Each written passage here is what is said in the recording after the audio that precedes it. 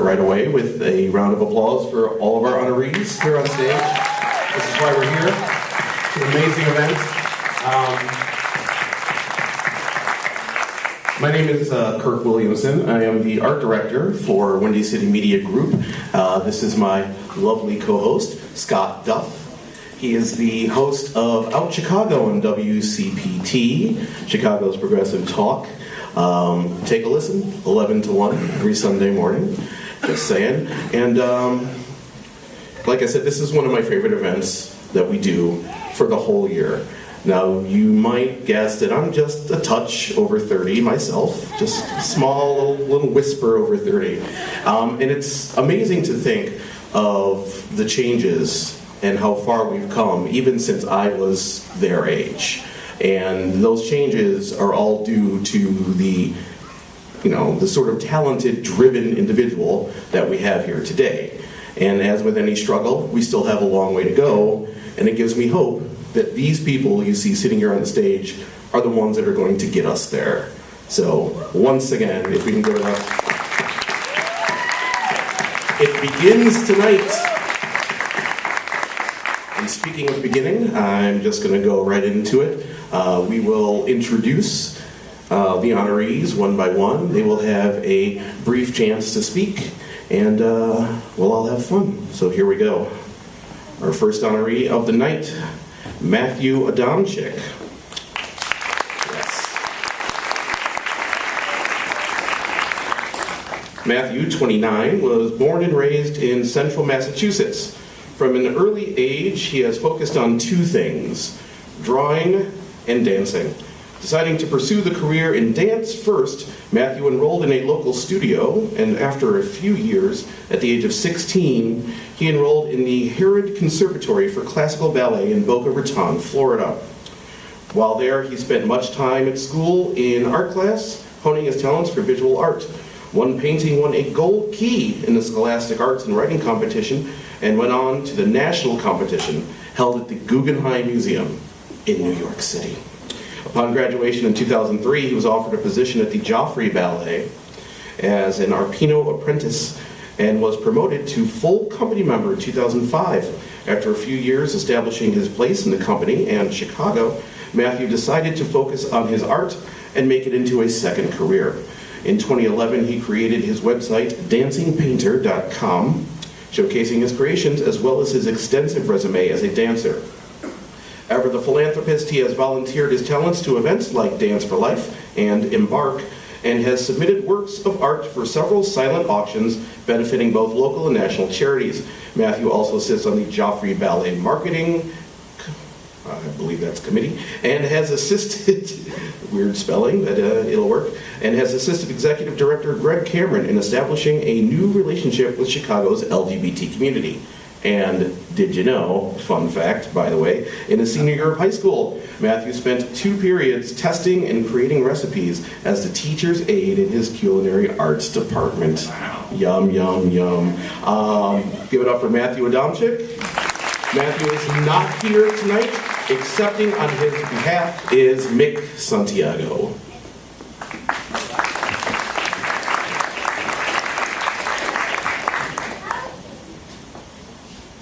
Hi. I just want to say that when Matthew found out that he won this award, how absolutely thrilled he was. He texted me immediately after he told his partner.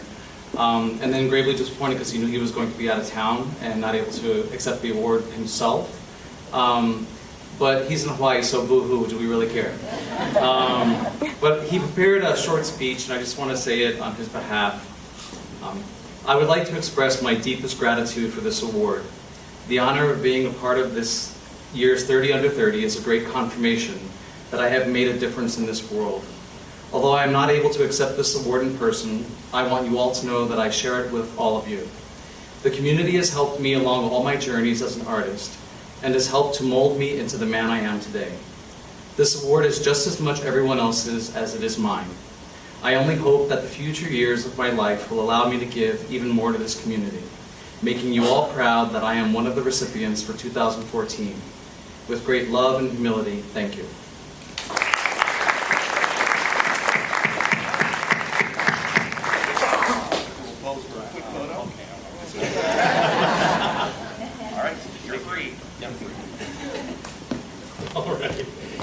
next recipient is Jacques, oh gosh, okay. Jacques, I'm so sorry, Jacques Obobli. Did I screw it up? I got it. All right, Jacques. Okay, Jacques, 16, was born in Togo, Africa, and came to the U.S. 7 years ago. He moved to Chicago with his family to seek treatment for a family member with HIV/AIDS, as well as a better educational opportunities for his siblings and himself. The transition was very difficult for Jacques, and he suffered from frequent bullying. He was ostracized not only because of his skin color and accent, but for his sexual orientation as well.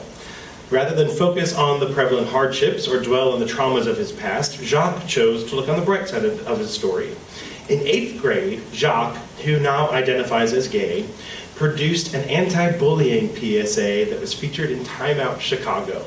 He was later asked by the organization Facing History and Ourselves to speak as its national benefit dinner. Jacques currently attends high school at the Chicago Academy for the Arts on a full scholarship. He is also an ambassador for the National Youth HIV and AIDS Awareness Day Foundation, where he volunteers as a fundraiser and speaker on behalf of people living with HIV and AIDS. This past year, Jacques helped his school raise more than $4,000 to Children's Place, an organization that provides daycare for children who's been affected and affected by HIV and AIDS. And did you know? Jacques just won a Youth Courage Award from Colin Higgins Foundation for his activism in the HIV, AIDS, and the LGBTQ community. So please put your hands together for Jacques Higgins.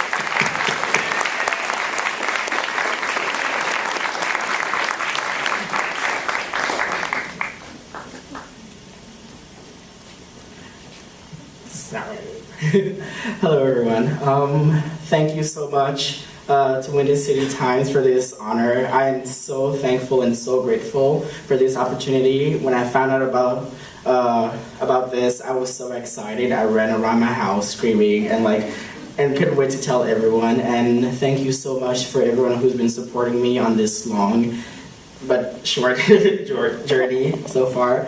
I want to thank a couple of people who are not here today. I want to thank Andrea Tashiro and Samantha Nyman, who are my mentors who've been with me from the beginning, who keeps me going every time. I want to thank my friend Sadie Hoff for being here and for always, being there for me whenever I'm in need of help, and for always being just the perfect person ever.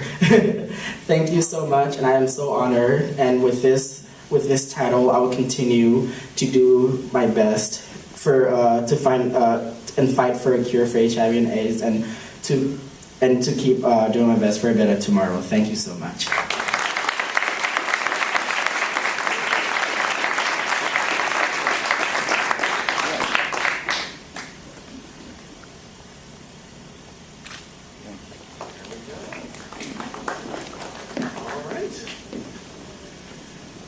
Moving on, Ricardo Albaran, 24, is currently the Testing Together Coordinator at Howard Brown Health Center. Born and raised in the Little Village and West Lawn neighborhoods of Chicago, Ricardo attended the University of Illinois at Champaign-Urbana, where he earned a Bachelor of Science in Community Health. He dedicated much of his free time volunteering at Francis Nelson Health Center, Champaign County Health Care Consumers, and assisting in 2 different research projects along UIUC professors that related to health disparities in Latina populations. He also served as president of the Aspiring Latinos in Medicine Association, or ALMA, and finished his junior year receiving a Student Leadership Award at UIUC. After volunteering in the Latina community of Urbana-Champaign, Ricardo then felt personally compelled to focus his time on the other side of his identity after leaving UIUC, serving the LGBTQ community in Chicago. In May 2013, he applied and was hired as a clinic-based health educator at Howard Brown Health Center, and has since provided HIV testing and counseling service to hundreds of individuals in the community, while incorporating personalized cognitive counseling into some of his work. This past May, he was promoted to coordinate the Testing Together program at Howard Brown, a program in which couples can receive their HIV test results together. Richard hopes to one day combine his love for travel and passion for healthcare to serve different communities, not only within his hometown of Chicago, but across the nation. And did you know, Ricardo is a huge fan of horror films. He also has two 1-year-old Pomeranian pups, Lola and Rocco. Wonder where you got those names. Who jump at him in excitement every time he comes home from work. Let's all jump for excitement right now for Ricardo Alvarado.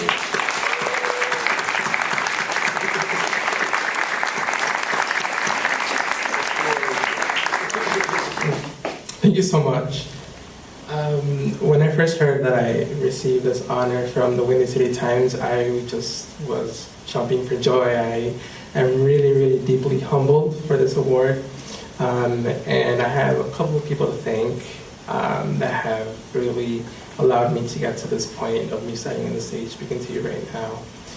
First, I want to thank Mark Hodar, who isn't here at the moment. He was my first manager at Howard Brown Health Center, and he is a person that really believed in my potential and allowed me the opportunity to work at Howard Brown, which has been such an amazing organization to not only me, but the community as a whole. I also want to thank Kevin Cates, who was my former colleague, who is now off to medical school, for this nomination. I didn't know he nominated me till after the fact, and I was just pretty excited when he told me. I also want to thank my family, my friends, and my partner for being really supportive and loving and really supporting in every decision and every thing that I do in life. I also want to thank the HIV/STI department at Howard Brown. I work with such an amazing group of individuals who are really dedicated and passionate about the work that they do. And for me, sometimes I am so committed to the work that I do that I sometimes forget to look at the bigger picture of what Howard Brown Health Center does for the community and how the work that we do really affects and helps the community as a whole. So I really want to thank them and give them a shout out as well. And last but not least, I really want to thank the Windy City Times for this incredible honor.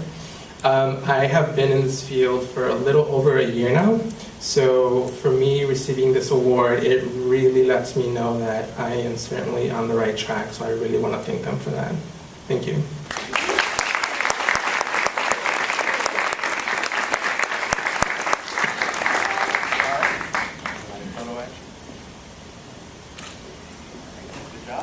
I have to have my gay card taken away. I had to ask who Lola and Rocco were. Madonna's kids. Bad gay. Woo, all right. Moving on to some better gays. Treon Alexander. Yes, yeah, for Treon. Yeah. The Trans Oral History Project and an intern for Affinity Community Services. Yeah, I'm getting choked up here. In the early spring of 2014, Treon spoke on the panel for Amnesty International about the experiences as a homeless, non-binary trans youth of color.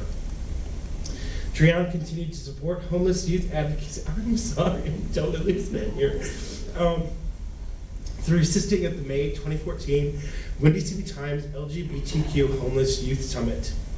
Treon is continuing to work through Affinity Community Services as an advocate of the Black and brown trans communities in the hope to see conditions improve for current and future generations. I apologize. Did you know, oh, this is funny, good, Treon doesn't like the moon. Okay, seeing the moon makes them very uncomfortable, and watching people cry makes me uncomfortable, so please welcome Treon Alexander.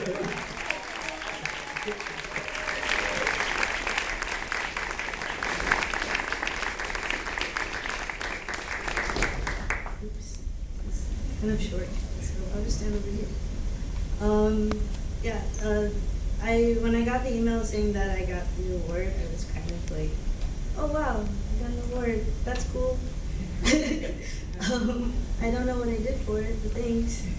And it also had me thinking about what awards mean, and I think that awards tend to be like static things for as symbols of movement, and something that I've noticed for myself is that I'm constantly moving. Like, I don't have my diploma yet, but I'm still moving, and that's not gonna, and I'll get that soon. I'm still homeless, but that'll change really soon. And so I'm excited that things are changing, and I'm excited to get this, but I'm also wanting to acknowledge that things are still going on, and that I'm still human, and that I still want to continue to fight for the things that I'm, that both support me and also in a way of hoping to support others. And yeah, and in the words of Kai Allen, I think, from the Trans 100, who spoke at the Trans 100, I'm learning that I'm enough, and I hope that I'll continue to be enough for other people.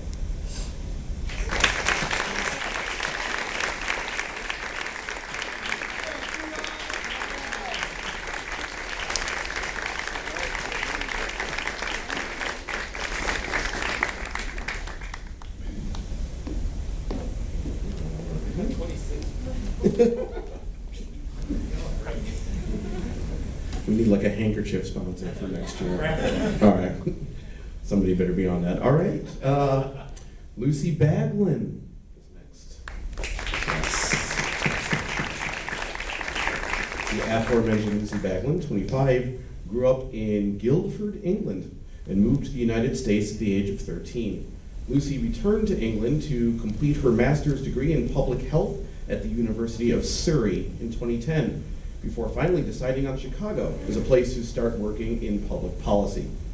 As policy coordinator for the AIDS Foundation of Chicago, or AFC, Lucy's role is to lead state and federal mobilization efforts to enhance and expand grassroots support for HIV/AIDS and LGBT-related advocacy issues, including helping to recruit and engage new AIDS advocates for the statewide Illinois Alliance for Sound AIDS Policy, or ILL-ASAP. A critical and favorite part of her work is helping HIV/AIDS advocates develop their stories, speak up, and become strong leaders in their community. She also works to implement key non-discriminatory provisions of the Affordable Health Care Act by contributing to HIVhealthreform.org, as well as Chicago's Trans Healthcare Access Coalition. Lucy's goal is to always work in a field where she can contribute to the fight for political, economic, and social justice. And did you know, Lucy does not have a middle name. So here, once again, simply, Lucy Baglin. Please get up.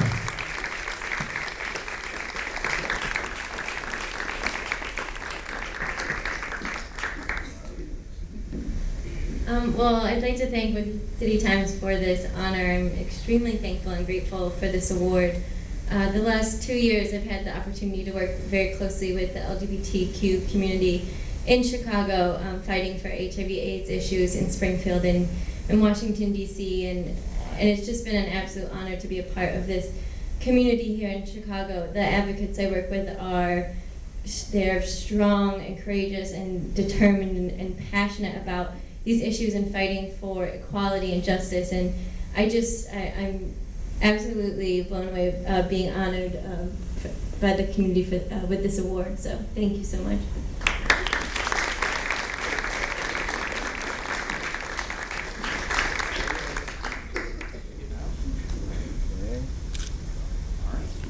I think she lined up. Johnny Dale, 27, he grew up in the northwest suburb of Chicago. Throughout his schooling, he focused on athletics, good grades, and quality time with family and friends. He received his bachelor's degree in accounting in Illinois Wesleyan University, where he played club volleyball and was involved in the Office of Residential Life. Staying on track, Johnny obtained an audit winter internship with McGladrey and Pullen in Chicago during his junior year. Sorry, that's like economic stuff. I'm a comic. I have no idea about math. Which turned into a full-time position following graduation. Before facing the real world, Johnny backpacked through Europe for a month, and upon coming home, was ready for a new chapter in his life and came out to his family and friends. Shortly after coming out, Johnny realized a career in accounting was not the best route for him. He left the accounting industry to figure things out and started working at the family meat market in Lakeview. Feeling more comfortable with his current job and himself, Johnny was on the lookout for a career he could be passionate about. Almost a year ago, he had the urge to pay it forward and started a nonprofit called Equality America. His goal in creating this group was to help people visually show their support for marriage equality and the LGBT community as a whole. Since the creation of the group, Johnny, alongside his family and friends, has sold hundreds of wristbands and keychains bearing the name Equality America in the hopes of offering visual support to those struggling with their sexual orientation. Equality America continues to evolve and through transparency and vulnerability is an organization which hopes to motivate members of the LGBT community who struggle with their sexuality to become confident in who they are and to be true to themselves. Did you know, during Johnny's Euro trip in 2009, his group of friends decided to bypass hotels and hostels for a night in Nice, France, and instead slept on the beach. Just their luck, the beach was full of stones and not sand, and it was nothing. But it was nothing great drinking wine for dinner couldn't cure. Like everything. So please put it up for Johnny B. Gale.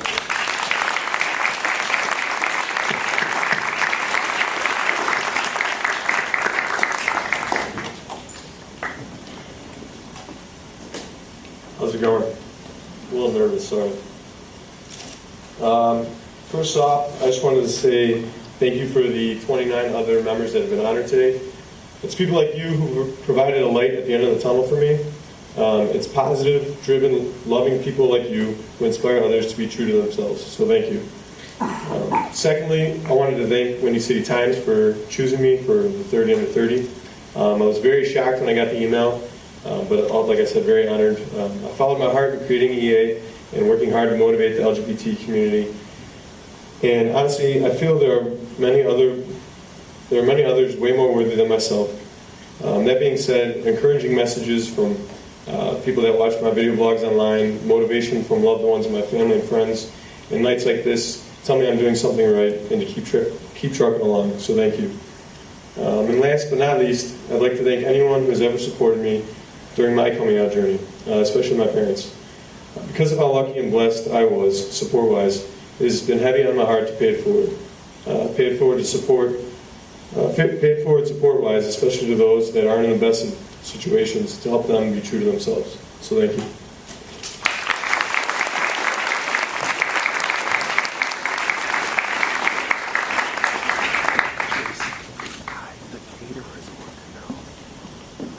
All right. Next, Miss Monica Beverly Hills. 29, has been through many transformations in her life. The latest one has turned her into an advocate for trans women everywhere.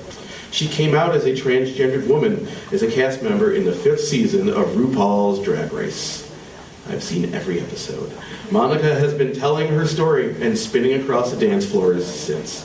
Monica's Glory is a tribute to 2 women who gave her life. Elsie de Jesus, Monica's biological mother, gave birth to Monica when she was impossibly young and tormented by life on the streets.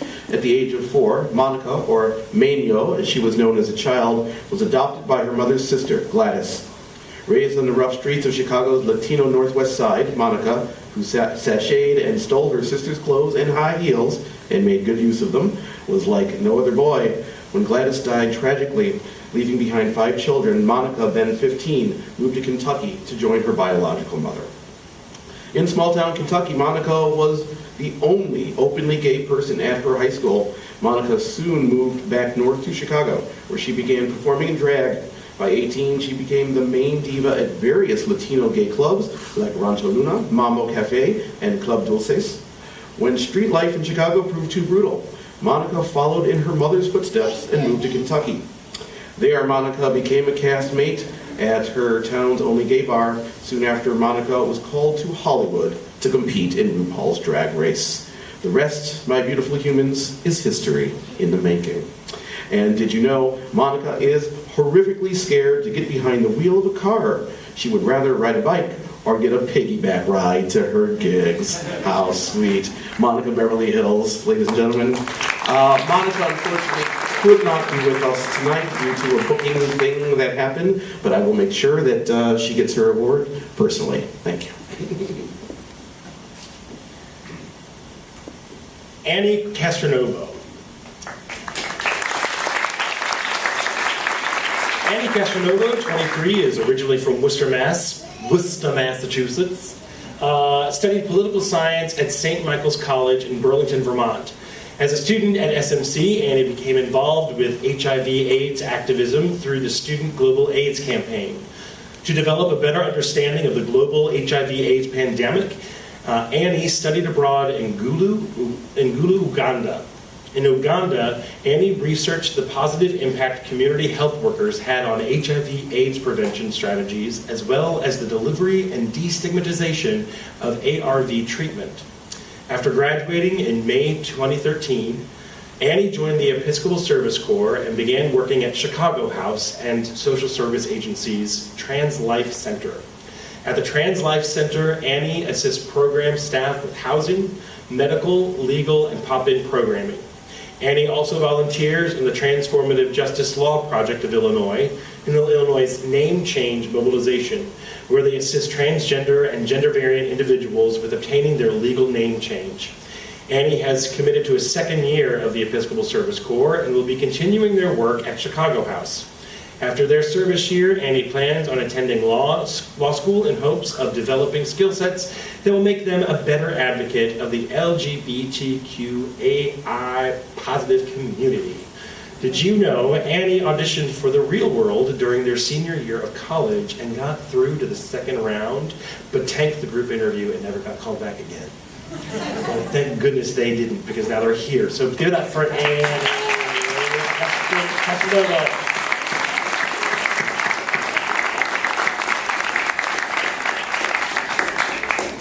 That was like a dark time in my life when I didn't know what I wanted to do. So reality TV seemed fine. So thank you to Chicago House for hiring me and sponsoring this event. So yeah.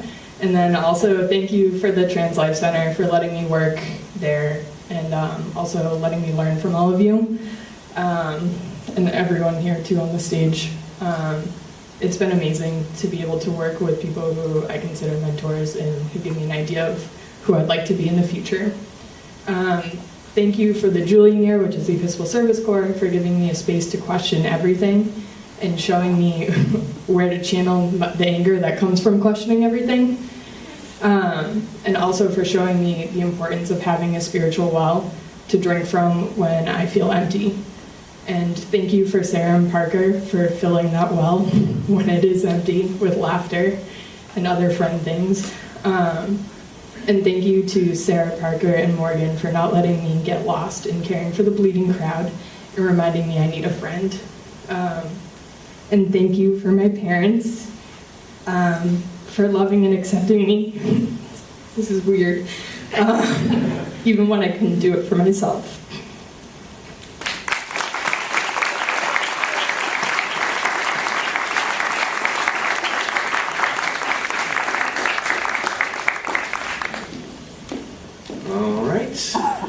Breezy Cephas.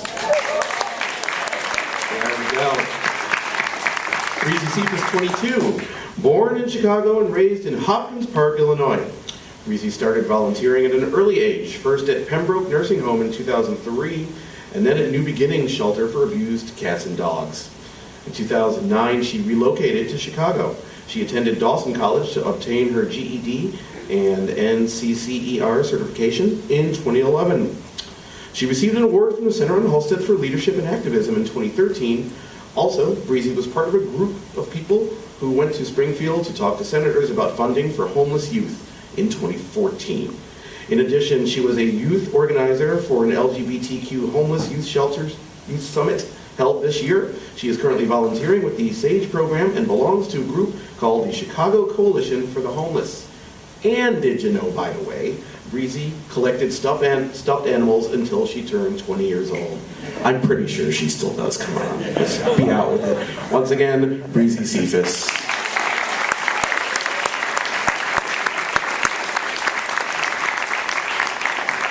Thank you.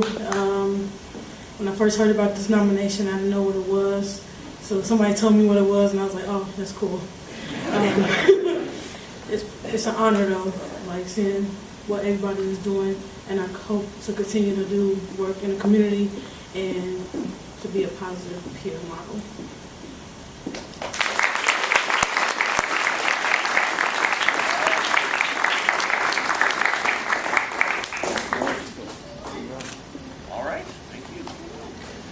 Dustin Erickstrom. A native of Minnesota, Dustin now calls Chicago home after nearly 11 years in the Windy City. Dustin studied marketing, communications, and retail business at Columbia College. He was a key member of the management staff that launched Taverna 750, a popular bar and restaurant in the Lakeview neighborhood. Dustin began his fundraising career in 2009, leading his CMSA flag football team in the annual benefit, Leather and Lace. After 4 years of this popular event, the group has raised more than $7,000 for Birch Family Camp, with donations and participation growing each year. As the manager of special events for Center on Halsted, he has successfully developed and executed LGBTQ community events, exceeding fundraising goals while increasing the visibility of Center on Halsted and its mission. Dustin is a leader in the network of development professionals for many LGBTQ nonprofits, meeting quarterly to stay connected about how to partner on community initiatives, including the Unity in the Community, including the Unity in the Community Pride Parade entry. He is also a member of the Gay Marketers of Chicago. And did you know, Dustin is usually eating something and his eyelashes are real. Unfortunately, we won't be able to know that because he is not here. Let's give it up for Dustin Erickson.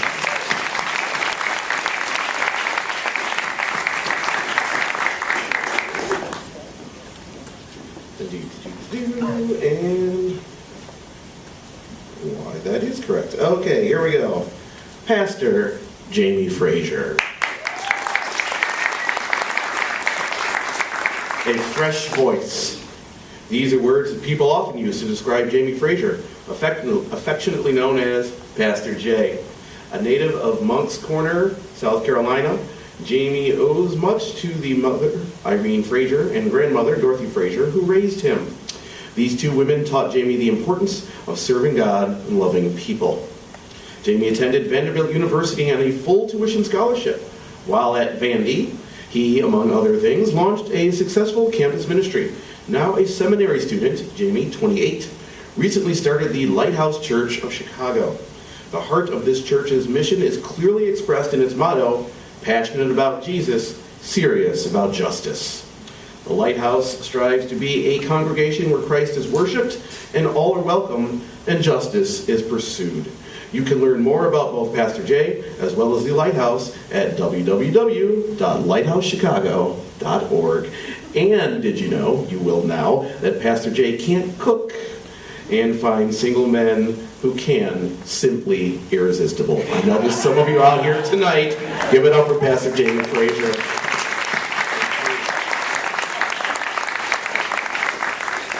I first want to thank the two she-roles in my life. First, Tracy of Windy City Times, and secondly, Kim Hunt of Affinity. I'm grateful for your wisdom and for the times that you're always willing to sit down and do one-on-ones. I appreciate it. I think this award is less about me as an individual, and it's more a celebration of the community that I'm fortunate to pastor. They are bold and courageous people, folks who are willing to claim sacred space in a culture in which the marginalized are often silenced in religious communities. They're folks who fight for marriage equality. They're folks who work to address LGBTQ youth homelessness in our city. And they are folks who help to enroll people in the Affordable Care Act. I'm very grateful and I'm proud to be the leader of that spiritual community. And what kind of pastor would I be if I didn't invite you to church? Join us any Sunday at 10 a.m. at Glessner House Museum at 1800 South Prairie. And the church says amen.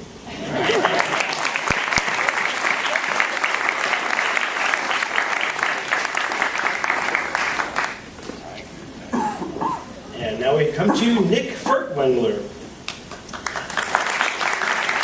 Nick 29, was born in the suburbs of Cincinnati, Ohio. After earning his bachelor's degree from the University of Cincinnati, he moved to Chicago to attend the Chicago-Kent College of Law. While in law school, Nick joined the board of the Lesbian and Gay Bar Association of Chicago as a student board member. After law school, Nick joined LAGBAC as a full board member and became the chairperson of the Programming and Events Committee.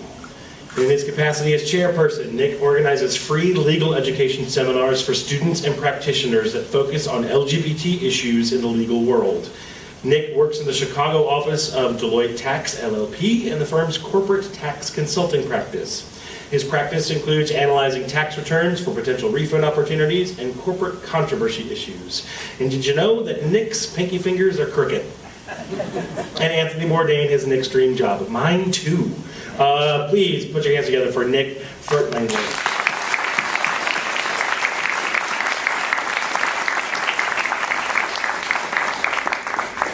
Thank you, Windy City Times. And I'm 29, so I made it by about 8 months. And I think I'm the oldest person up here, which is really depressing. But got to start somewhere, right?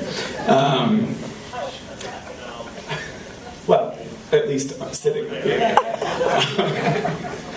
I wanted to congratulate everyone who won as well, and I think it's kind of the culmination of everyone's work up here and everyone's work in the community has been in the past year when we got marriage equality for the state of Illinois, which is amazing. We were a little slow to do it, but certainly on the right side of history.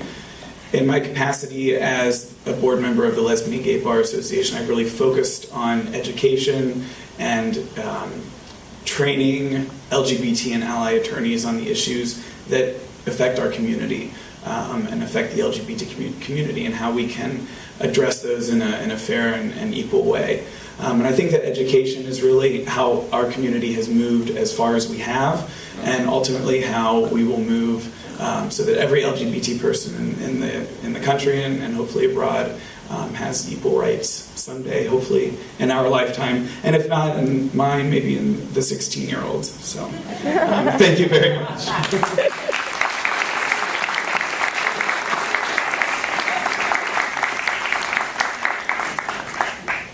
Next up, the all-American boy himself, Steve Grand.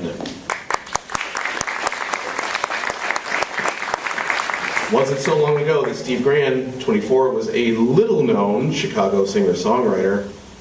That changed July 2nd, 2013, when his self-funded music video, All-American Boy, posted to YouTube. The song, about unrequited love between two men, went viral, accumulating more than 3 million with an M views, landing Steve on Good Morning America and CNN, and catapulting the song to BuzzFeed's list of the 24 most brilliant music videos of 2013. Steve has been hailed as a viral sensation and one of this country's first openly gay country stars. Steve released a second single, Stay, and then a third, Back to California, which offers a sneak peek at his first full-length album, due out this fall. And, did you know, Steve has the third most funded music project in the history of Kickstarter. Let's all give it up. Steve Grand.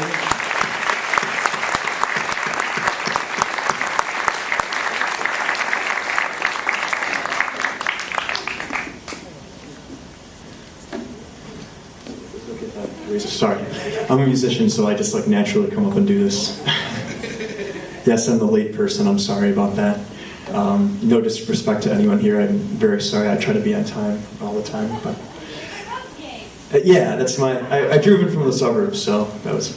Well, I feel like I have to really thank all the people that first shared my video. It's going to be in 6 days. It will be exactly 1 year since I uploaded All American Boy to YouTube and pressed share on Facebook, and that's all I did. I had no one behind me, no manager, anything. All I was able to do at that point, because I had spent all my money and maxed out my credit card to make this video and record this song, was to press share on Facebook and hope people would, maybe pass it around and see it. And so it's only because people were inspired by it and that they shared it with their friends and their friends shared it with their friends that any of this happened at all. So I really feel so grateful, and I feel like more than I've done, I really have to thank all the people who have made this possible.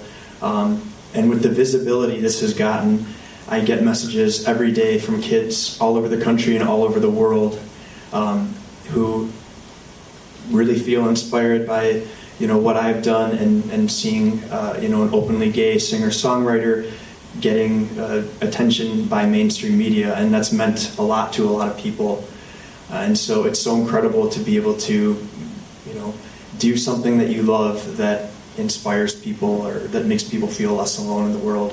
So more than anything, I'm so grateful that kind of what I've always wanted to do, by kind of accident, it's ended up being something that inspires people. So I feel really fortunate for that, and I'm so grateful to be a part of such an exciting time in the LGBTQ movement. We've really come so far, and we need to, it's good that we pat ourselves on the back now and then. I think sometimes we could be a little critical of each other, but I'm really proud of how far we've come, and I just think it's important now that, as gay people are getting more and more rights, we really need to make sure that we're there for our transgender brothers and sisters who have even a longer way to go now. So let's really make sure we're there for them and keep moving the ball forward. Thank you, everybody. And thanks Windy City Times for giving me this honor.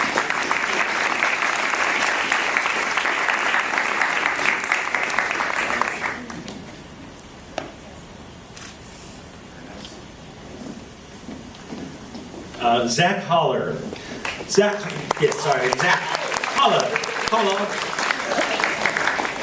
Zach Holler, 30, was just sneaking it in. Was born and raised in the Twin Cities suburbs, graduating with honors from the University of Wisconsin-Madison in 2006. Since college, Zach has been recognized for leadership and creativity in the fields of fitness, technology, entrepreneurship, and immigration law. There's a field right there. Wow. All over the place.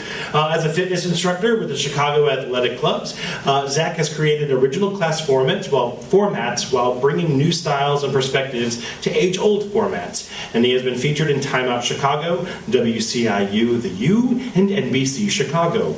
While living in Chicago, he was inspired by the lack of universal web-based lost and found system, and went on to launch foundintown.com in January 2012 to solve this problem with a patent-pending lost device recovery service. He and his work with Found in Town have been featured in Fast Company, Business Insider, MSNBC, Crane's Chicago Business, Time Out Chicago, and WGN Radio. Zach was a 2013 Fellow of the Startup Leadership Program, a highly selective, world-class training program for outstanding founders and innovators. Having more than 7 years of experience in immigration law as a corporate paralegal, Zach has also volunteered coordinating and facilitating pro bono visa clinics around Chicago, and recently had editorial work published in Crane's Chicago Business advocating for pragmatic immigration reform. Currently, he is employed by Microsoft Corporation, managing key aspects of Microsoft's non-immigrant visa program. Did you know Zach sits on his butt all day? Clearly, no. Wow. Zach is fluent in Spanish, stemming from a love affair with Shakira's first album while in high school, and typically eats breakfast several times a day. Zach is not here, but accepting for Zach is Connor Tierney.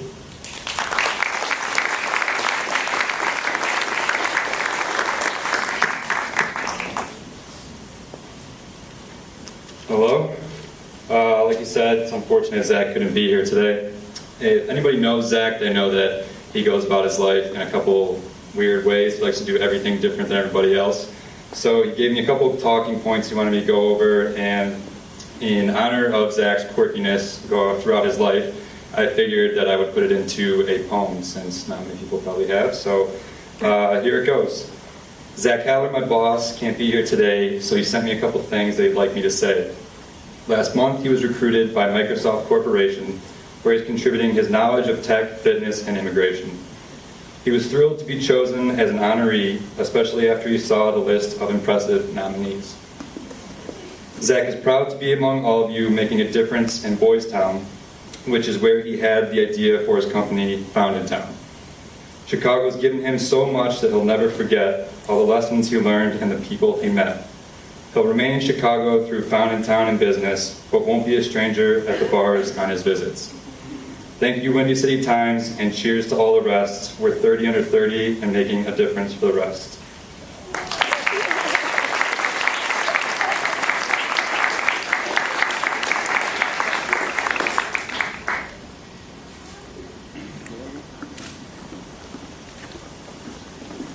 All right, we got a little 2-for-1 action here. Anna Rose and Hannah E.E. Epstein. Double the applause, people.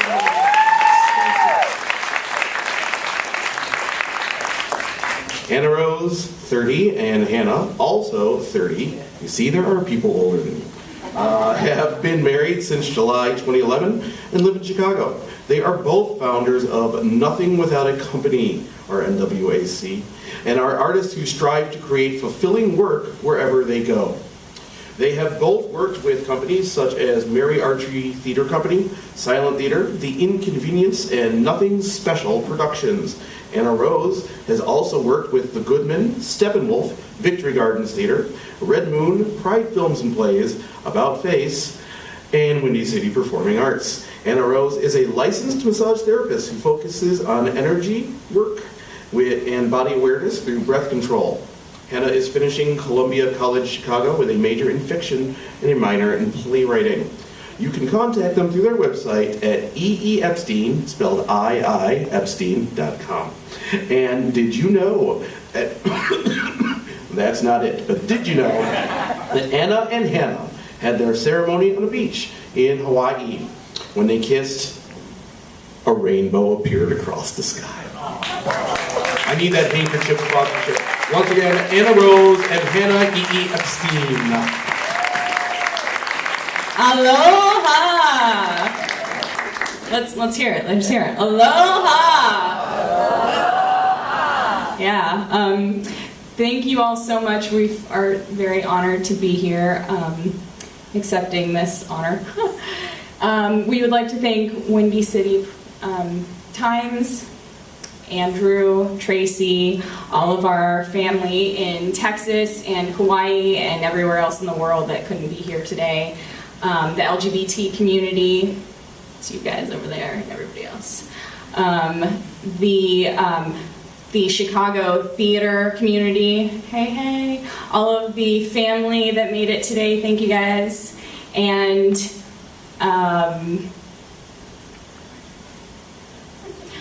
and we look forward to continuing to embrace the gayness. Mahalo.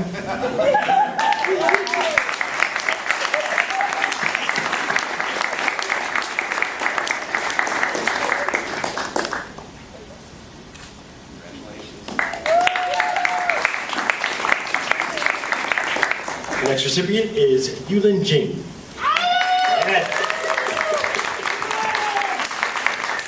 Yulin Jing, 28, is an art therapist and social justice activist working with LGBTQ youth who experience homelessness and trauma in Chicago. Over the past 5 years, she has provided clinical services and supervised numerous students in a concerted effort to develop mental health leaders in the LGBTQ community. After chairing the Ethics Committee of the Illinois Art Therapy Association over the past 2 years, she was recently elected to lead the association as Director of Committees and Community.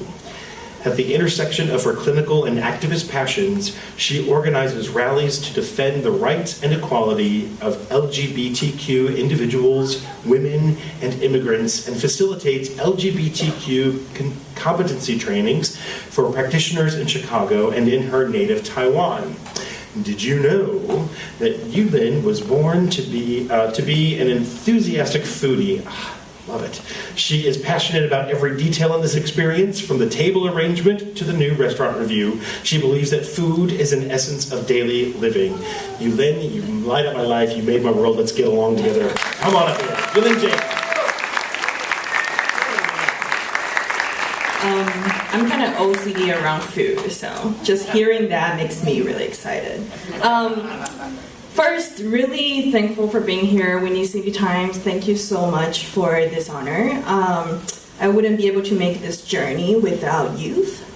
So I want to definitely highlight how youth that I'm fortunate to work with are part of my life, then why I survive. So thank you all, including today, sitting on the chair rows. You guys are amazing, fabulous, thank you. And really, one of my really good friends is sitting downstairs, and his name is Johnson. Our friendship is something quite something that from college, pulling my hair, make sure I'm not messy when I eat or drink too much, to today, like flying 17 hours away to just because we want to see each other and give each other real hugs. So thank you so much for being here, and my family's in Taiwan. I'm here today not just because I'm being queer, but also because everybody here in the community really embraced me. And that including my wonderful coworkers at Senator Halstead, and I wouldn't be able to make that far without you guys. I love you too. And also everyone who is sitting downstairs. I know it's a very long award ceremony and you guys are amazing. So I want to cheer for you. And don't forget to fight more for youth work. I think youth in our community deserve everything, including everything we had or never had in the future. And those things will come true if everyone really believes in there. So if you don't believe in those youth workers or youth work in Chicago, talk to me and I'll offer you free consultation or food or just take you out to drinks or see movies if you're eligible for doing those things. Let's just keep rocking and make sure that youth deserve everything that we want them to be. So thank you.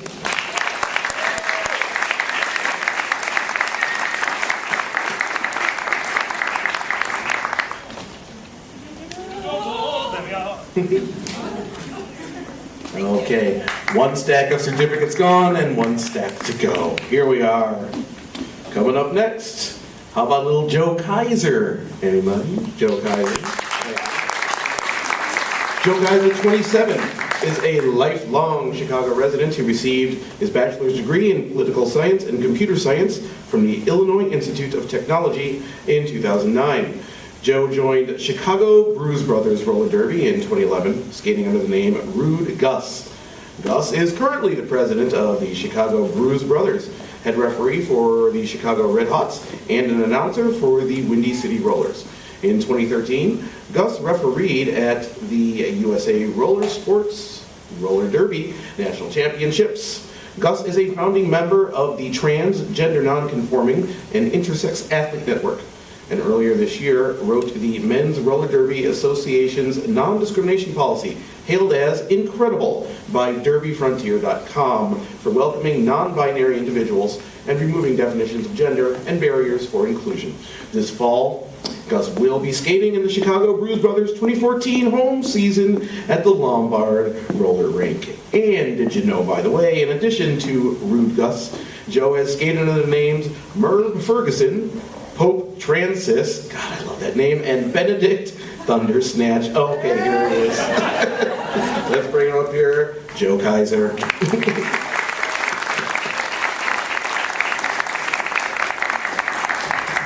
Good evening.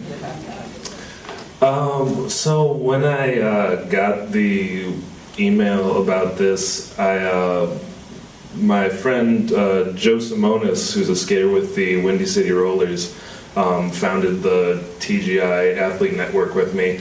And so I emailed her and said, I think I got your award. She's tall and also named Joe, and I can see where it would be confusing.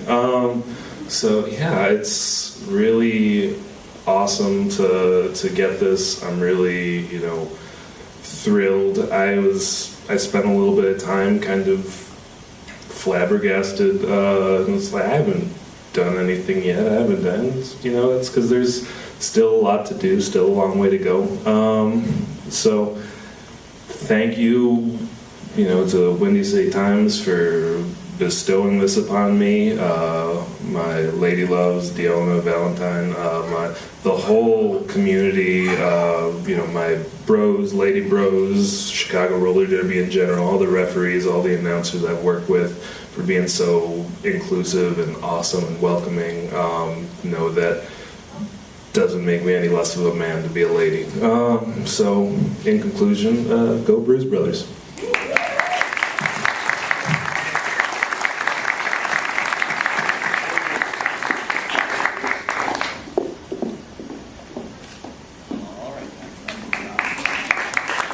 Jacob Cozier.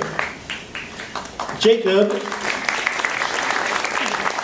27, is originally from Indianapolis, Indiana. He graduated from Princeton University in 2010 with a bachelor's degree in politics before moving to Chicago for a public service fellowship position at Center on Halsted. Jacob served as the Center's Director of Special Events and Volunteers for 2 years, during which time he oversaw the organization's fundraising events and volunteer program. In 2012, he left his position at Center on Halsted to begin graduate school, and this May he received his master's in urban planning and policy from the University of Illinois at Chicago.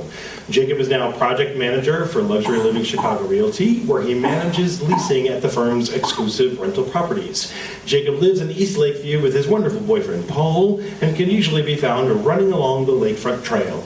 Did you know, in 2013, Jacob lived in the woods for 1 month as a participant on the CW's Capture, a reality competition based on the Hunger Games. Well, may the odds be ever in your favor, Jacob Cozier.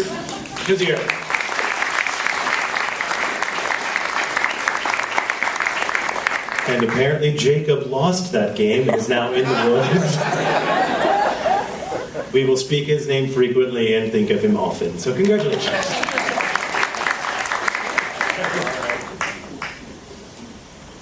All right, let's all give it up now for someone with the same name as one of my cats, Iggy Via Ladden. Iggy is a 24-year-old LGBTQIA therapist and co-project manager of the Trans Safe Resource Center at Chicago House's TLC. They, Iggy uses gender-neutral pronouns, helped shape and run Trans Safe from its inception and continues to support its growth in meeting the needs of Chicago's trans and gender non-conforming community. Iggy has been particularly instrumental in developing Trans Safe's policies, procedures, community relationship, and trauma-informed clinical approach. In addition to their work at Chicago House's Trans Life Center, Iggy offers LGBTQIA-oriented yoga, meditation, and counseling services at Introspectrum and Chicago Counseling Associates. Iggy moved from Fort Collins, Colorado, where they did volunteer work supporting LGBT youth at the Lambda Center, now called The Center, to Chicago to study nonprofit management and social entrepreneurship from the University of Chicago of Social Service and Administration. They received their undergraduate degree from Naropa University in Boulder Grade School, an education which laid the bedrock for Iggy's unique Buddhist-inspired, social justice-oriented, and somatically focused approach to therapy and community leadership. And did you know, Iggy has now spent more than a year of their life in meditation retreat. Iggy goes on days-long or months-long meditation retreats to deepen themselves emotionally and spiritually. Let's all give it up one more time for Iggy Via Ladden.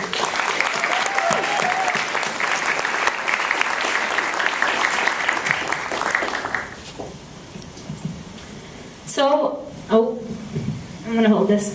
Thank you, Windy City Times. In particular, I want to thank you for the opportunity to meet all of you. I've gotten the chance to speak to some of you before this event, and I hope to after. And I recognize a lot of your faces, including one on YouTube. I knew I recognized your face from somewhere. That was really cool.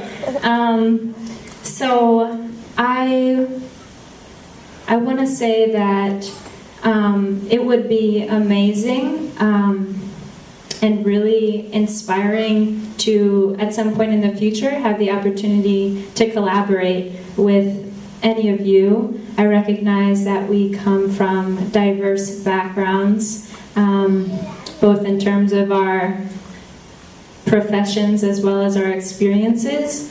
And I think at this time in the LGBTQ community,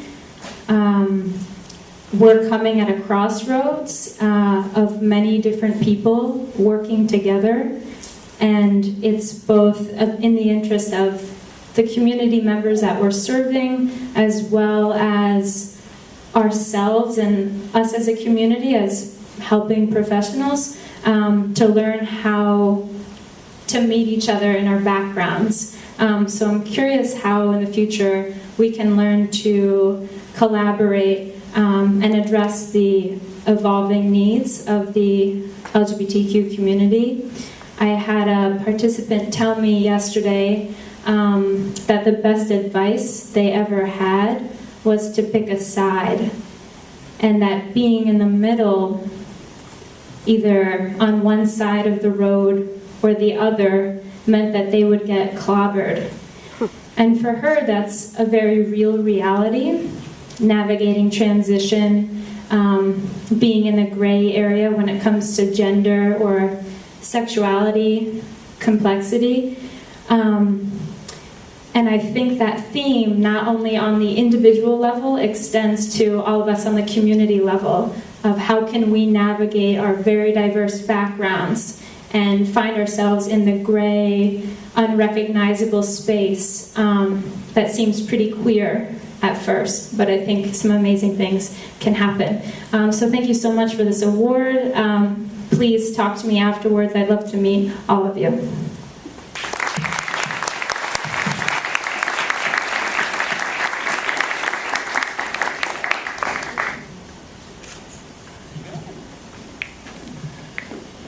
All right, come on now. There we go. Keisha Lemores. Keisha Lemores was born and raised in Atlanta, Georgia, and came to Chicago when she was 14. She spent time in jail and was awarded to DCFS at a young age. She is an openly HIV-positive worker in the LGBT community and went to Chicago House when she was 23. She worked with Bond Wade as an LGBT youth organizer. She currently works as an HIV prevention outreach worker at Howard Area Community Center. She also worked with Tracy Bain, Kim Hunt, Breezy Connor, and Bond Wade on the first annual Windy City Times LGBT Homelessness Youth Summit. Keisha's passion in life is to help build leadership for young members on the LGBT community, especially transgender women of color, letting them know there is positive work being done in the community. She really wants to do her best in giving back and trying to be a better person. Her mantra is, being successful starts from within. You can do anything you put your mind to as long as you don't let anyone take you for granted, and show that you're here to stay and people will not dictate your pace. Did you know one of Keisha's culinary favorites is soul food? Clearly she has a lot of it, of soul. Please put your hands together for Keisha Lemores.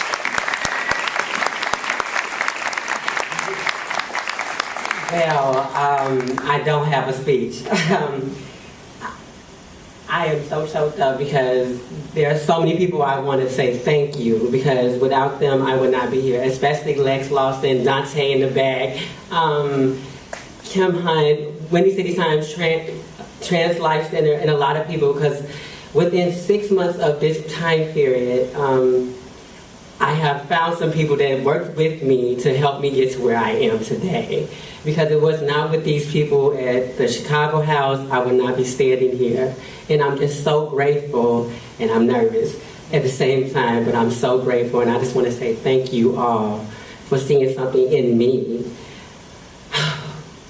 And that's all I can say, and I just want to say thank you.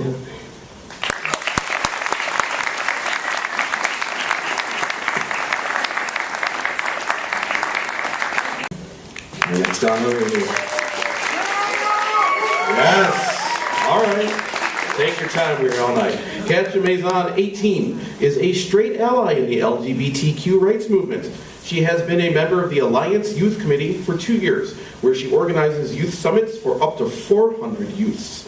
At these summits, she has led workshops on strengthening gay-straight alliances, developing leadership skills, addressing racism in schools, supporting friends with mental illness, and understanding the impact of misogyny. In addition to education and organizing, Katya has been leading youth committee efforts to advocate for policies supporting transgender and gender non-conforming students in Chicago public schools. Katya is also involved with In Transit Empowerment Project, supporting immigrant, undocumented, displaced, and refugee people through art and activism. She is on the board of the National Runaway Safe Line, where she is also a liner and has been trained in crisis intervention. Lastly, Katya has organized events and helped with funding and the development of QYes, which stands for Queer Youth Exploring Spirituality, a grassroots organization based in Cicero, Illinois. And did you know that Katya and her family have found more than 10 dogs in the past 2 years, one of which they have kept, and they named Pepper. How adorable! Katya Maison.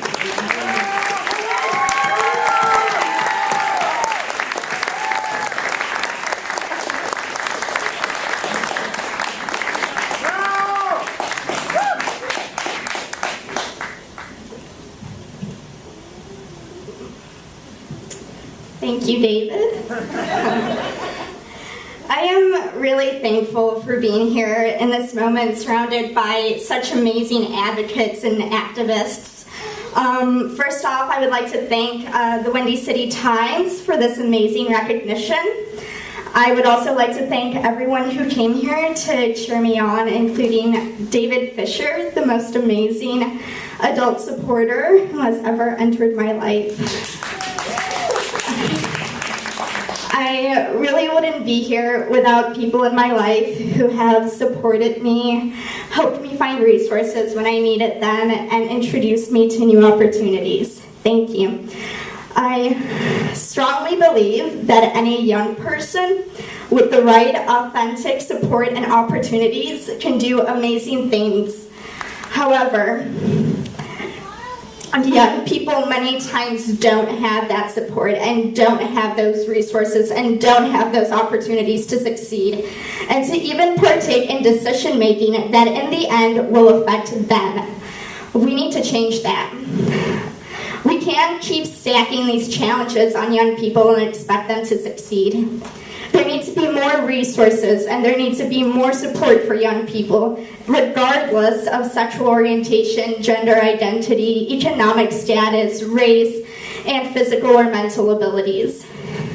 I know we can do more to help young people, and I really hope we will.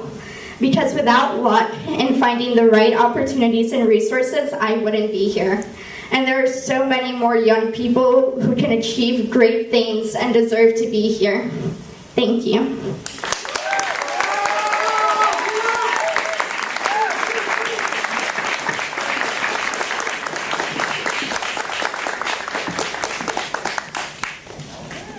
Preach! Pastor Jay, I think you might have a competitor there. Parker Marie Malloy.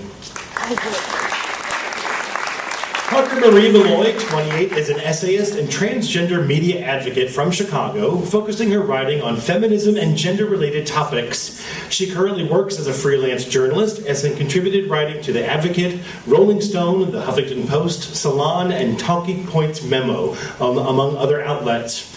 Her commentary following the death of Dr. Issei Ann Vanderbilt was praised by the nation's Dave Zirin as something that should be read in journalism classes. A passionate conversationalist, Malloy espouses the belief that through a change in the media's treatment of trans people, society can begin breaking down some of the systemic oppressions trans individuals face. Earlier this year, Malloy released her first book, which Thought Catalog Books published. She is currently working on a novel. She blogs at parkthatcar.net and regularly posts updates on her Twitter profile at Parker Malloy. And did you know that Parker is a classically trained guitarist who spent her first 3 semesters in college majoring in classical and jazz guitar performance, only to realize that a degree in guitar performance would be virtually worthless in the job market? Wise thinking. Parker Marie Malloy.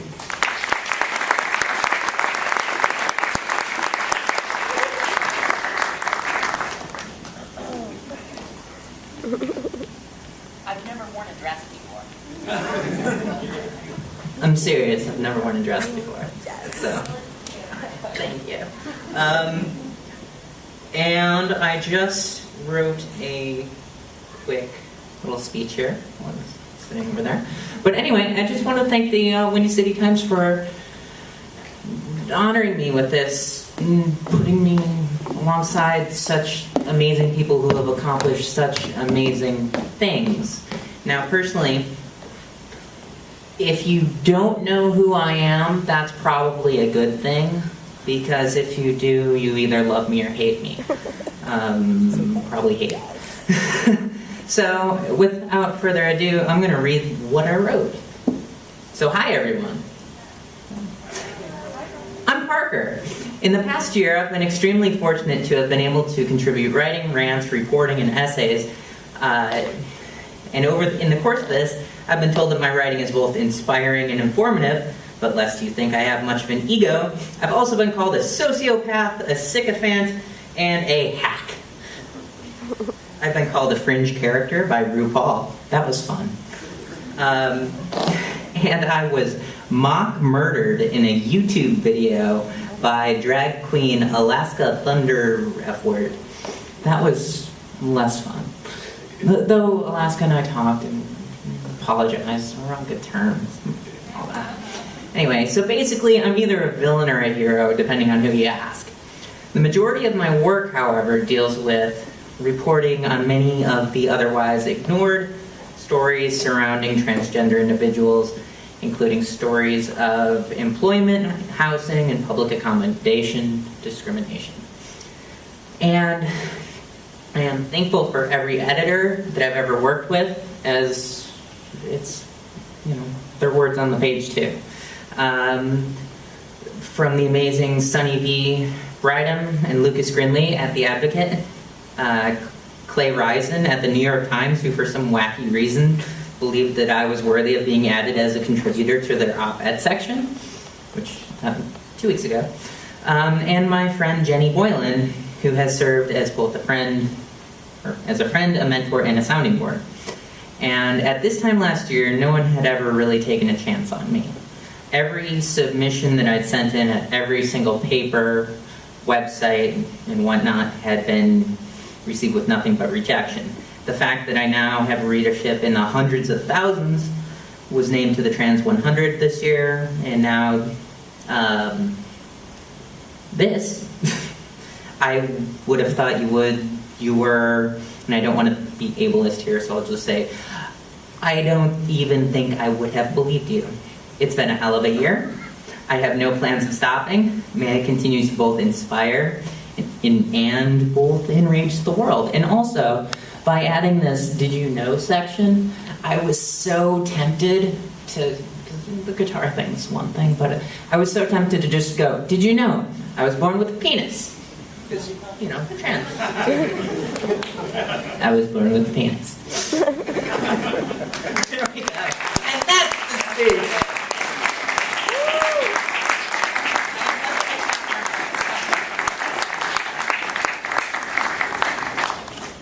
Now that is how you end the speech. All right. Carlos Arango. Born and raised right here in Chicago, Carlos Arango, 28, didn't always know he would go into social services. His desire to become a comic book artist, writer, or even an interior designer led him to believe he would be an artist in one way or another. However, after working several jobs in customer service and clothing retail, he knew his desire to help others would be more fulfilling than existing in a merchandising world. Amen. Carlos studied at Northern Michigan University and later at Loyola. He found rewarding work at the Howard Brown Health Center, where he became a patient services representative. Shortly after, he worked on cutting-edge research studies such as Project Prepare and IPREX Olay, and then became an outreach health educator. About a year and a half later, he was promoted to manager of HIV/STI services at Howard Brown Health Center, and has learned so much in this new role.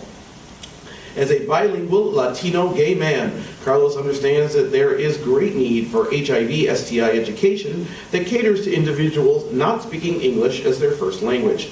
Through his work, he will continue to break down the barriers that exist due to language and overcome stigma surrounding HIV/STIs. And did you know Carlos is writing a sci-fi fantasy novel based on his teen years, during which he came to terms with his sexuality and dealt with family issues. Look out for this in the upcoming years. Look out for Carlos Arango.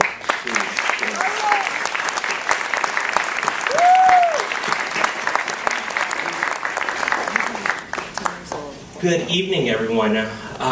This is such a great honor to be here as a 30 under 30 recipient this year. I never really thought that I would be up here. As an individual who has yet to complete a bachelor's degree, I thought that I wouldn't be one to receive something like this. So when I first heard of 30 under 30, I was working as a patient services representative at Howard Brown, and I thought, wow, that would be such a fantastic honor to receive.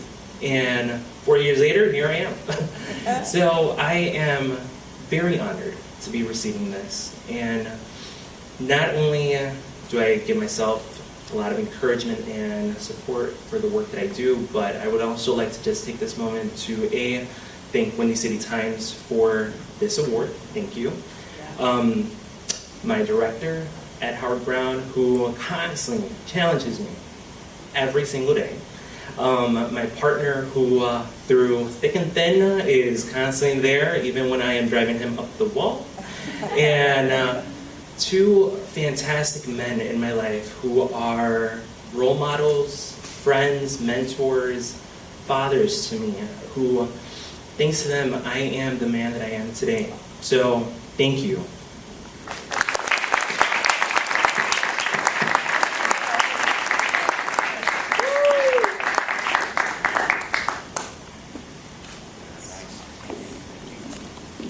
The next recipient is Charlie Rice-Minoso.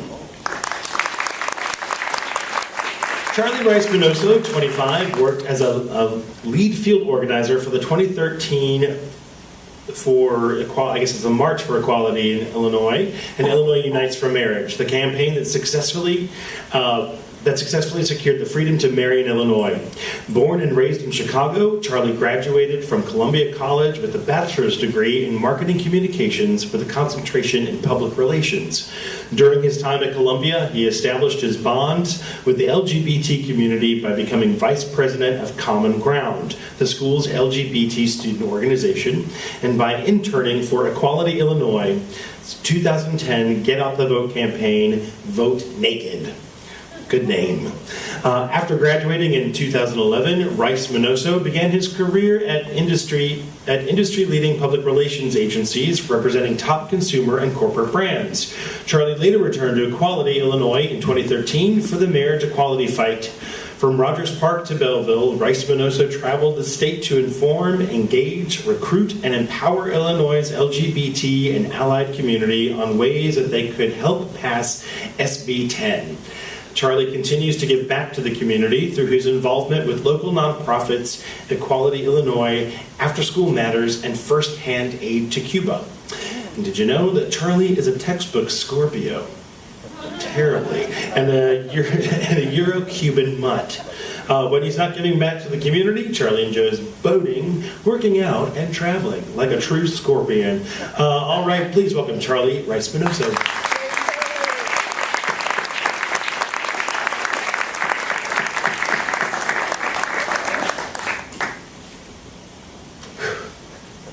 Thank you.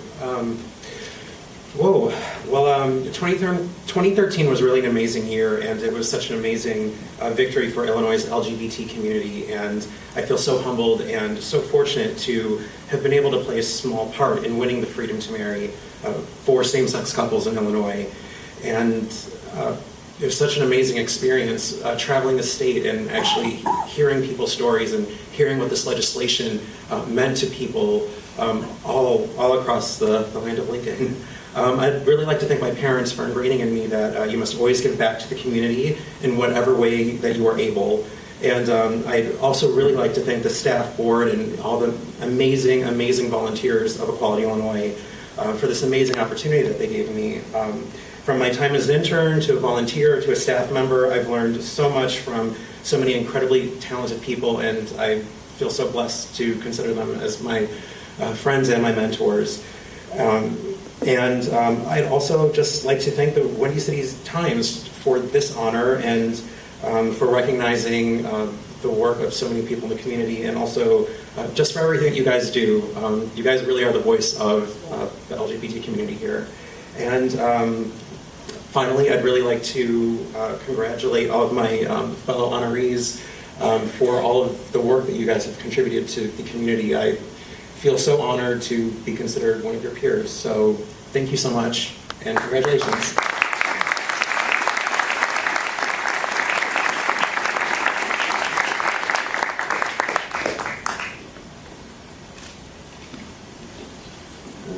Okay, coming up next, Rachel Schipple.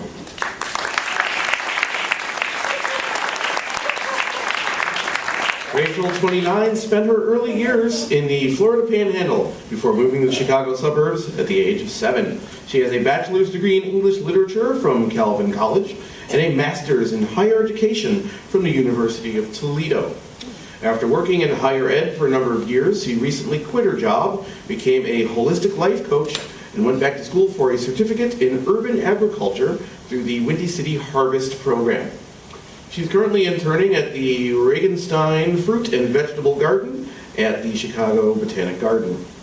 Her end goal is to incorporate her love of growing her own food and environmental sustainability into her life coaching practice. She would like to help people learn to grow food in whatever urban space they have. We'll talk.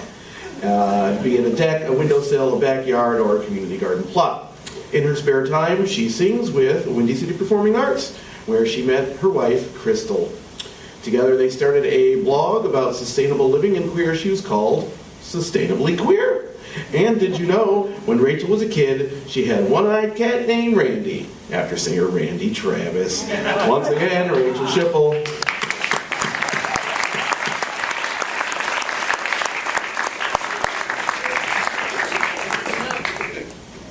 Aren't you all so excited to hear from the lesbian in the pink pants now? Thank you so much, Windy City Times. Thank you so much to my fellow honorees. I'm just sitting back there this whole time thinking, what else can I say that somebody hasn't already said that would be awesome and cool? Besides that, I am the only farmer in this room. But I am very honored. I am very just thrilled to be amongst you, and I'm just flattered by this nomination, which I don't know where it came from. It actually came to our blog email. I think it was meant for the blog itself, which is as my little bio said. Someone's helping me. Phone a friend. As my little bio said, it came to our blog email, and it was basically like nominating our blog to say, hey, Sustainably Queer, we think you guys are cool, and we think you might both be under 30. But that's not true. Sorry, Crystal. But I am sneaking in at 29. But the point of our blog is that we think that being sustainable and living in a city is kind of a hard thing, and that it is kind of a queer act in and of itself, that you're doing something that is kind of out of the ordinary. And it's kind of going against the flow of society, which is kind of a weird thing to do. So Crystal said I couldn't do any vegetable analogies in my speech here, so I'll just go ahead and say that I'm honored again. And I'm very glad to be amongst you. And thanks again, Windy City Times.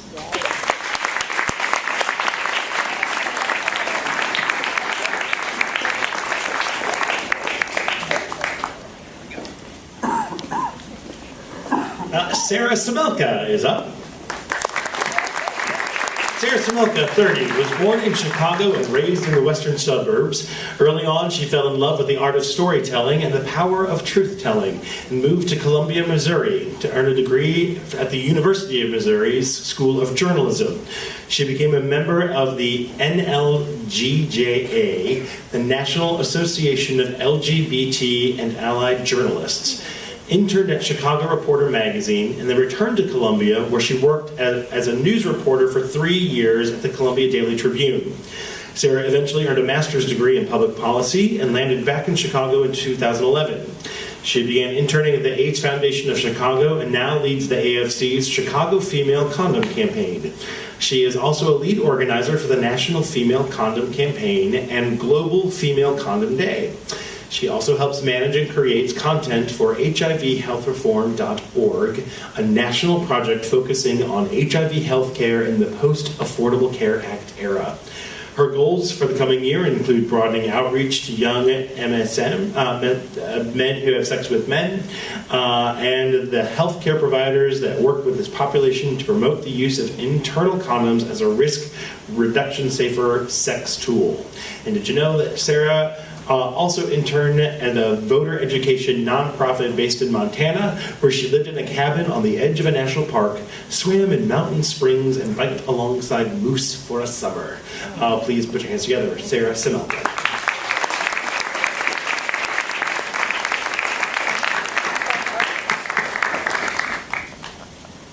Hello?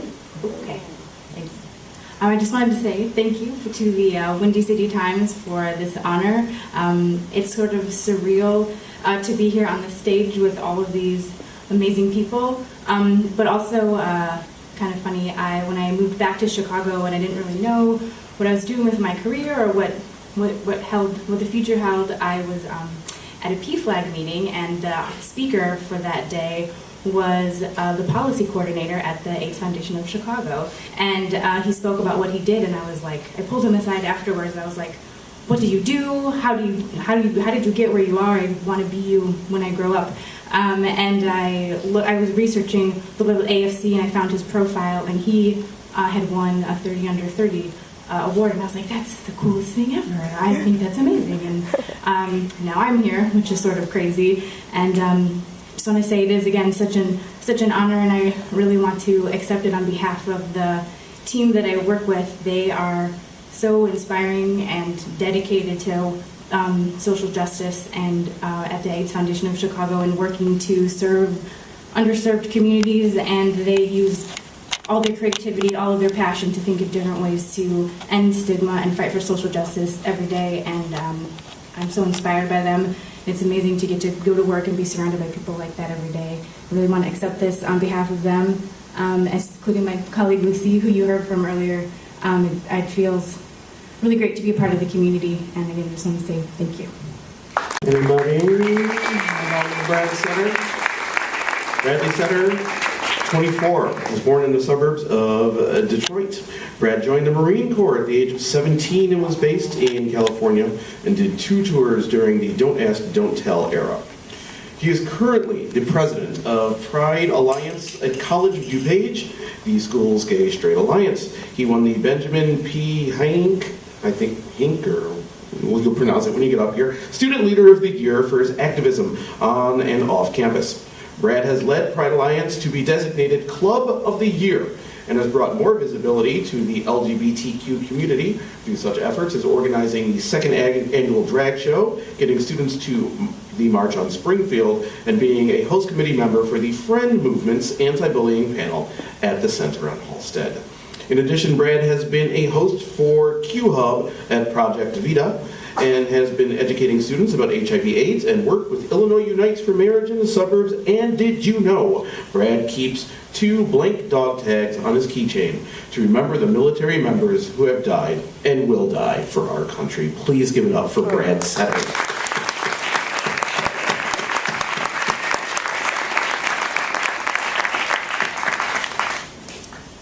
Thank you very much. I would like to thank the Academy. I'm not an acceptance speech kind of guy, so I tell stories. That's kind of what I like to do. So I was once told, listen to your story, speak from your story, Why does your story matter? Your story, your opportunity. These are from the man who thanks me for being his hero, but the issue is that this man was my hero long before I even knew him. I thank him and many others because while I was fighting for our country, lost near the end of my rope, in the closet, he was fighting for my rights as a gay man, and so I could be who I am today. This is important because I knew I had to fight for people, but people had to fight for me too. These people are my inspiration, so what I really want to do is become this inspiration for others. So thank you, Michael Aboza, and everybody who's ever fought for our country, or for our rights, for our country, for anything, and to make it better tomorrow. So just remember to tell your story. Thank you.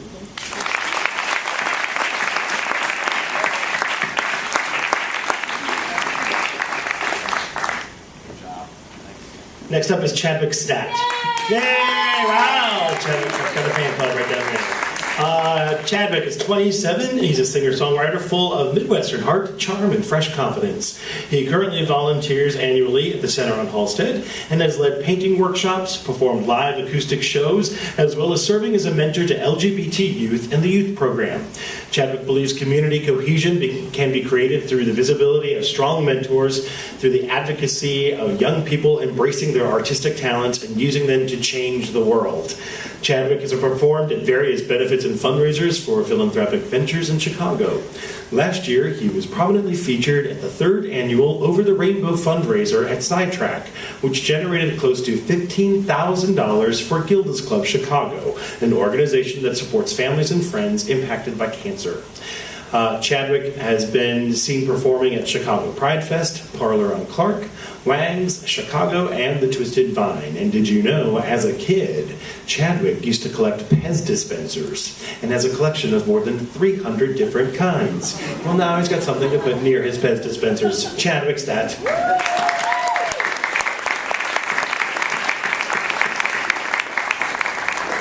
And my birthday's Saturday, so I will take any Pez dispensers that you want to give me too.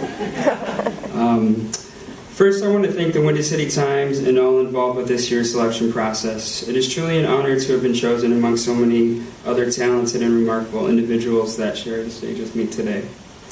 Music has always been a huge part of my life. It was the one thing that I could depend on to get me through life's challenges. It had the ability to comfort me without a single touch from the human hand, and it was something relatable. However, for the majority of my life, I suppressed my dreams of pursuing music, living in fear of rejection and acceptance because of my sexual orientation. Today, I'm happy to say that that side of me is no more. I finally came to the realization that fear is not truth.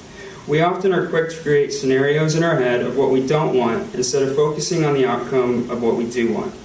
I realized the only person standing in the way of what I wanted to be was myself, and I haven't looked back since. I finally allowed myself to be vulnerable, checking any doubts or insecurities I once had at the door. I see every performance as an opportunity to evolve even more as an artist. Through my story and passion for music, my goal is to continue to inspire others within the LGBTQ community and to bring people together the best way I can, which is music. Thank you.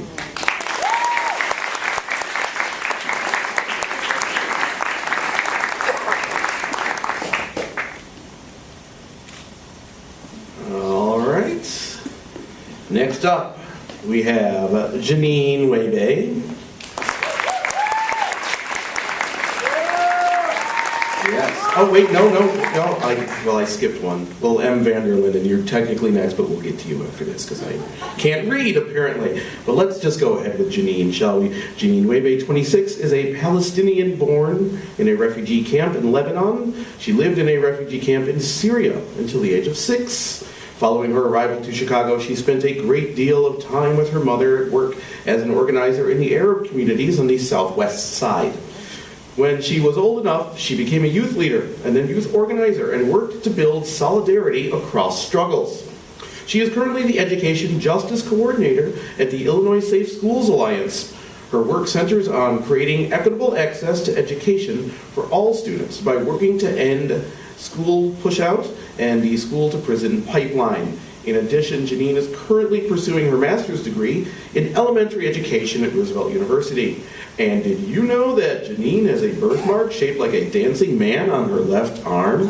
Maybe she'll show it to us. Janine Webe, please. All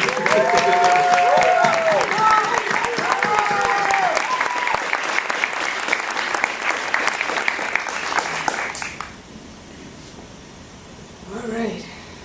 I probably will not show it to you. I'm not gonna lie. Thank you, Windy City Times.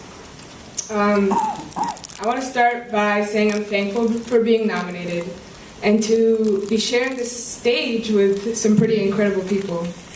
I'm especially thankful because I'm aware of the amazing work being done across Chicago and the state of Illinois by so many people dedicated to building community and creating effective and equitable social change. I'm standing up here today because of my colleagues. I need to think of a few of them. Shannon, who left, and Sarah, who's right there. Everybody look at Sarah, make her feel awkward. There she is. For seeing something in the angry Palestinian girl that walked into the office about a year ago. Thank you for recognizing the importance of real intersectional work, not just the sexy word we put on grants to get some money. And thank you, David, who's also there, for pushing me to do my best work, being an ally who's willing to have critical dialogue, and for bringing light, and by light I mean throwing things at me, into the frequently dark work we have to do.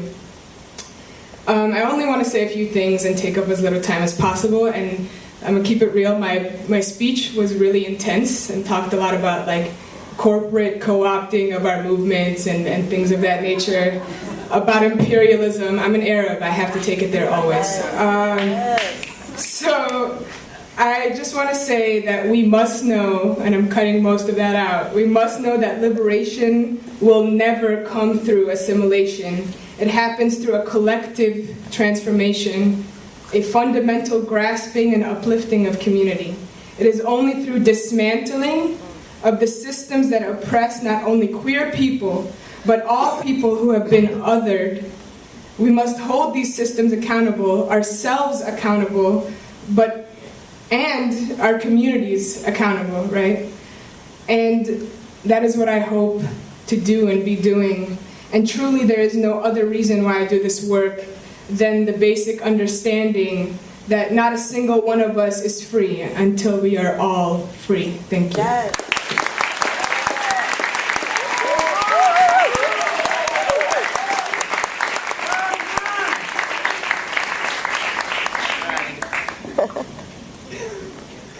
And then M. Vanderlinden. M. Vanderlinden, 23, works at Center on Halsted in community and cultural programs. Born in Chicago and raised in Des Moines, Iowa, she returns to Chicago with the Princeton Project 55. Oh goodness, this is the first time I encountered this gender-neutral pronoun, and I'm really apologizing if I'm messing it up. So Z graduated from Princeton University with a degree in politics, specializing in Latin American politics. Z will attend Northwestern University School of Law in the fall. M plans to continue their work in gender, non-conforming, and trans communities in the legal sphere. And did you know that M has a pet rabbit named Regina, who Z hid underneath their dorm room bed during fire inspections? That's brilliant. Please welcome M. Vanderlinden.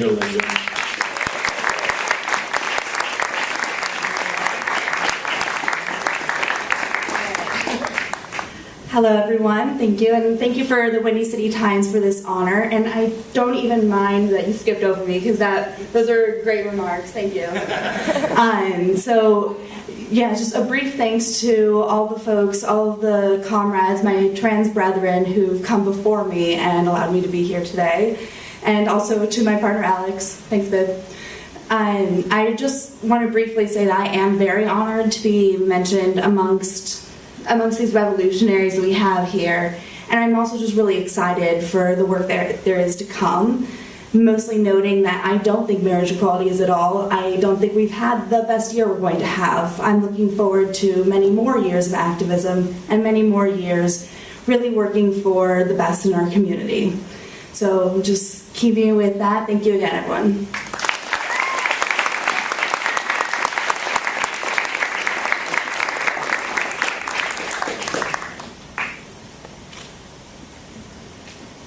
And we made it this far, so why not one more? Let's give it up for Casey White.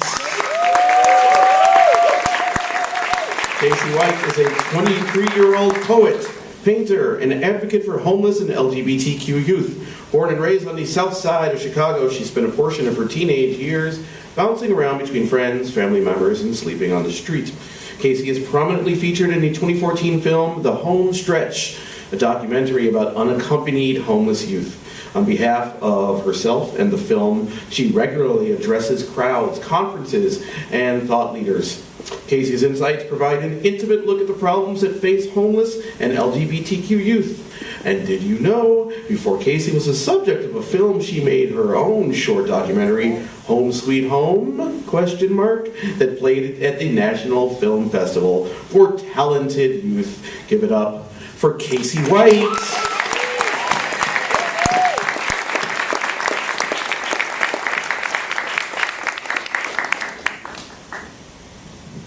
Well, I want to thank Windy City Times for even the consideration of being an honoree, especially after hearing all the wonderful things that my fellow honorees have done. Being recognized as a leader in our community is such a big thing. I never thought I would be even recognized as a leader of anything. I actually found out about my nomination through Facebook, and I was like, well, that's interesting. I didn't think I would be nominated for an award. I was being an advocate without even realizing that I was being an advocate. I was just speaking about my daily life, being a lesbian in the LGBTQ community, which is a lot. Well, I grew up on the south side of Chicago, which is one of the worst sides of Chicago's to grow up on. But just being a human being and knowing how life goes and how people should be treated, and just being able to talk so freely about my life, I guess is what got me to be an honoree, and that's pretty awesome to me. I've actually been traveling. I just recently got back on Sunday from Washington and DC, advocating for LGBTQ homeless youth, speaking at the Senate House and really raising awareness for our community. And it is so awesome. It is so awesome. And I will never, ever, ever stop being an advocate for the community or for homeless youth, even though I've currently been in my own apartment for almost 3 years now. But the fact that I've been there and I've lived on the streets and I've had to go through that process, I will always speak on it, and I will always be an advocate for my community and for homeless youth. And I just want to say thank you, everybody.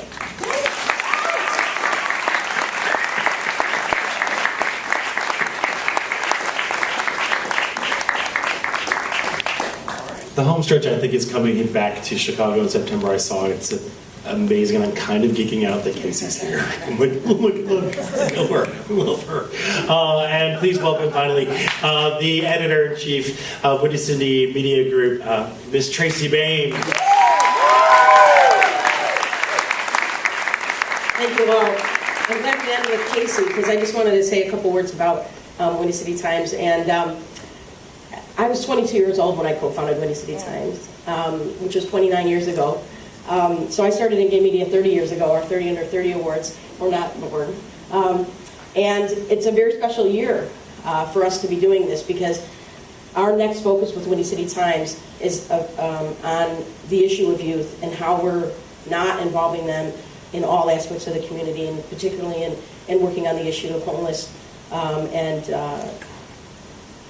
at-risk youth. And so Bon Wade, Kim Hunt, Trion, Breezy, and Keisha were co-hosts, I guess, of our summit that we had last month on homeless LGBTQ youth. You can get our 70-page report. Yes. If you read just the first half, you'll get all the meat of it. And we really want people to get engaged on this issue at whatever level they can. And that report allows you so many different entry points into this issue. Simple things, complex things. On Tuesday, July 8th, here at the Center in Halsted in the senior space, we're going to be having our follow-up meeting from 6 to 8 p.m. for people who want to figure out a way to get engaged through task forces or through organizations they already work on. A lot of people here work in nonprofits already and folks on the stage. How do we up the level of community engagement on issues such as storage of materials, housing issues, employment issues, all of those issues, spiritual issues, Jamie. Everything in that report needs a soldier to work on and people to engage on it. And at Windy City Times, our role, we feel like, is to shine a light on all of this, transparency, and where we can provide resources and help. So I really appreciate the people on the stage that worked on that summit and also that are engaged in continuing it forward. This event every year re-engages our staff. Andrew Davis hates the spotlight. The fact that Andrew Davis is even here, our managing editor, where is he? He's hiding. He runs this thing from behind the scenes. He hates attention. So go, please shine a light on him. He is amazing. He's been running this for many years and is fantastic. And Kirk Williamson is who designs the section in the paper. So he's our art director at Windy City Media Group at Night Spots, and it's phenomenal. So thank you all for participating in this. We want to figure out a way to engage the 30 under 30 of the many years that we've had. Every year is an amazing crop of people, and we haven't quite figured that out yet. One of the things we want to push, Kim Hunt and I in particular, is to try to figure out a way where thought leaders in our community can come together on many different issues, not just homeless issues, but on senior issues and HIV issues. And we don't have that space yet, but know that people are thinking about it, and if people have ideas on how that can happen better, like we did at the summit, those are the things that re-energize us for the work ahead. We have to work together, because there are a lot of negative people in our community, but there are more people that are actually doing great work. And if we connect with those people, the people who are negative don't bother us so much. So thank you all very much for being here today.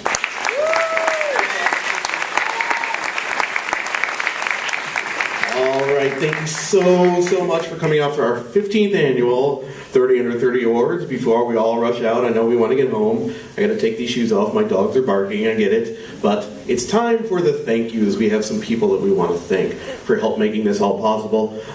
First, another thank you for Tracy Bain, our publisher, and for Andrew Davis, who's out there somewhere, I know it, our editor, for putting this all together. I want to thank Polo Cafe for catering the event. Yes, give it up for them. Good. Also, our sponsors, Windy City Times, of course, AIDS Foundation of Chicago, Chicago House, and, of course, right here, the Center on Halstead. Let's give it up for all of them. A quick thank you to my co-host, Scott Duff. He had to dip out. His Thursday night comedy show, Chicago, at the Laugh Factory starts at 9, so if you're looking for something to do after the show, I'm just saying. And the biggest thank you of all to these 30-some-odd people right here. Thank you for all of your efforts and for doing all of the amazing things in the community that you have done that have gotten you up here on stage. Thank you so much. I am your co-host, Kirk Williamson, and good night. Thank you so much. Read Windy City Times and Night Spots.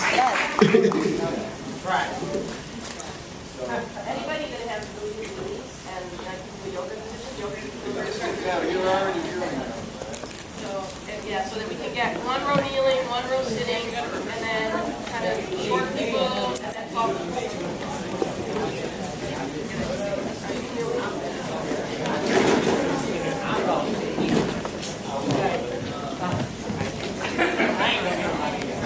We're going to do it again. Okay. Well, good, you guys. One more time. Here we go. And one more for the West Coast. Here we go. Only a few people get that.